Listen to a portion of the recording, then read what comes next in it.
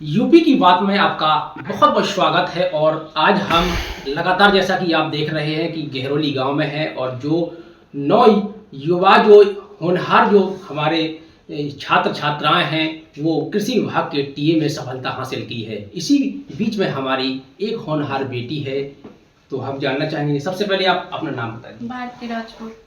तो ये भारती राजपूत हैं और जिन्होंने टीए की परीक्षा में सफलता हासिल की है। और सबसे पहले तो हम आपसे जानना चाहेंगे कि आपकी जो शिक्षा है वो कहाँ से हुई है। आदर्श एग्रीकल्चर इंस्टीट्यूट कानपुर। आपने हाई स्कूल, इंटर, कक्षा 8 जो है वो कहाँ से पास यही की? गहरौली से किया है, गोविंद विद्यालय इंटर कॉलेज से। आपकी जो तैयारी है, जैसा कि टीए की जो परीक्षा है वो आपने पास की है, तो कैसे तैयारी की है, कुछ बताएंगे आप दर्शकों को। वो आदर्श एग्रीकल्चर इंस्टीट्यूट में कोचिंग करते थे, उन्हीं के सर के नोट जो सर ने बनवाए थे उन्हीं का रिवीजन करते रहे, और कुछ सर ऑनलाइन भी भेजते थे तो वही पढ़ते थे। कहाँ से मार्गदर्शक मिला है आपको कि इसमें हमने फार्म भरा, फिर इसके बाद परीक्षा दी है, फिर आज जो रिजल्ट है वो वाकई में आपकी सफलता का जो श्रेय है वो आपकी शिक्षा, माता पिता भी है, तो किस तरीके से आप बताएंगे। हम बीएससी करना चाहते थे एग्रीकल्चर से, तो पहले एग्रीकल्चर से बीएससी की, और जब इसकी वैकेंसी आई उसकी तो फॉर्म डाला था, तो वहाँ आदर्श एग्रीकल्चर का जर्नल सुना था, तो वहीं कोचिंग करने के लिए गए थे।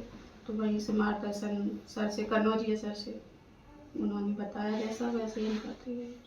आपको क्या लगता है कि कोचिंग के बिना हम कोई भी परीक्षा हासिल नहीं कर सकते, ऐसा कुछ है क्या? नहीं, ऐसा नहीं है, लेकिन फिर भी मतलब जिन्हें नॉलेज है या मार्गदर्शक कोई ना कोई होना चाहिए, तो इस वजह से ज़्यादा सफल होते हैं। तो आपको जो मार्गदर्शक मिला वो कहाँ से मिला है? मार्गदर्शक तो ऐसा है कि पढ़ो, खुद पढ़ो, और माता पिता और गुरु सबका होना जरूरी है, सब मार्गदर्शक होते हैं। कहीं कुछ रुकावट पैदा हुई है, जैसे पारिवारिक रूप से, क्योंकि आप बेटी हैं, तो कुछ ऐसा रहा है क्या? नहीं, मम्मी पापा ने हमेशा, घर वालों ने हमेशा सपोर्ट किया है, मतलब कि कभी रुकावट नहीं आई उन्होंने, ना ही रुपयों से ना ही किसी चीज़ से, हमेशा उन्होंने पढ़ने पे फोर्स किया है, अच्छे से की, अच्छे से पढ़ाई हो, ना ही कुछ टेंशन कुछ नहीं, हमेशा मम्मी पापा ने सपोर्ट किया है। आपने सफलता हासिल की है, तो क्या ये लक्ष्य आपका पूरा हो गया कि आगे कुछ तैयारी और भी?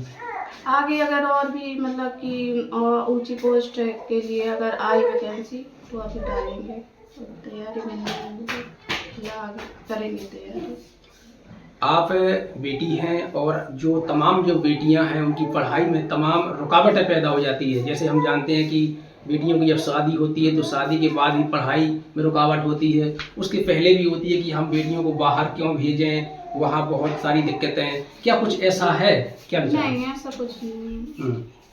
अब अलग अलग घर में अलग अलग रुकावटें होती हैं, किसी की अलग सोच होती है, और हमारे घर में तो सोच अलग ही है मम्मी पापा की, तो वो पढ़ाने में स्वयं, अगर हम पढ़ते थे वो पढ़ाते थे।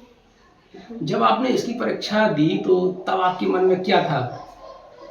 नंबर मतलब कि पेपर हार्ड आया था, नंबर भी मतलब कि अच्छे थे, तो उसमें ज़्यादा टेंशन नहीं थी, लगता था कि सब लोग कहते थे कि हो जाएगा, तो उसमें ज़्यादा टेंशन नहीं रहती थी। एग्जाम के दौरान जो क्वेश्चन आए थे वो सबसे ज़्यादा क्या था? क्योंकि 65 क्वेश्चन एग्रीकल्चर के आने थे, और 15 क्वेश्चन यूपीजी के, 20 कंप्यूटर के आने थे। सबसे ज़्यादा दिक्कत कहाँ हुई, किन क्वेश्चनों में?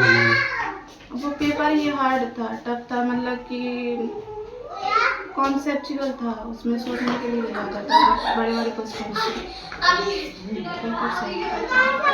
मतलब हार्ड था। तो ये हमारे बीच में एक होनहार बेटी थी जिनसे हमने बात की।